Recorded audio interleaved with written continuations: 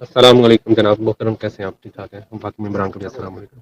تو قاری صاحب میرا یہ سوال تھا کہ جب ہم لوگ مغرب کی نماز کے لیے جاتے ہیں تو اگر قاری صاحب نے پہلی رکعت پڑھ لی ہے اور جو بندہ پیچھے سے گیا ہے وہ دوسری رکعت میں جا کے ملا ہے، یا سمجھ لگے تیسری رکعت میں جا کے ملا ہے، تیسری رکعت جو جماعت کے ساتھ ہو رہی ہے اس میں بندہ مل گیا، ایک رکعت اس کی ہو گئی، جب قاری صاحب نے سلام پھیر دیا وہ اٹھے گا اور اپنی دوسری پڑھے گا اور تیسری پڑھے گا، تو اس میں اس کو دوسری رکعت میں بیٹھ کے تشہد پڑھنا پڑے گا اور تیسری میں بھی، یا دوسری میں چھوڑ کے یا تیسری میں پڑے گا؟ اس کے مطلب تھوڑی سی رہنمائی فرمائیے گا، جزاک اللہ خیر۔ جی وعلیکم السلام ورحمۃ اللہ۔ جی مغرب کی نماز میں تیسری رکعت میں ملنے کے بعد کا طریقہ کیا ہے؟ پیارے بھائی طریقہ سمپل ہے، بھائی کا یہ سوال ہے، طریقہ آسان اور سمپل ہے۔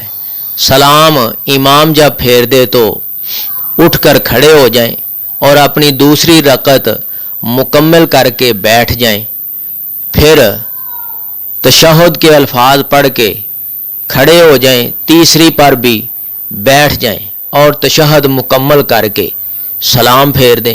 طریقہ سمپل ہے، اس میں کوئی مشکل نہیں ہے، اور ایسا ہی رسول اللہ صلی اللہ علیہ وسلم نے فرمایا ہے۔ صدق اللہ العظیم۔ اگر آپ کو اس ویڈیو سے دینی فائدہ ہوا ہے تو حق بنتا ہے کہ آپ اس اسلامی چینل کو لازمی سبسکرائب کر دیں، لائک کریں اور کمنٹ میں اپنے خیال کا اظہار کرنا مت بھولیں۔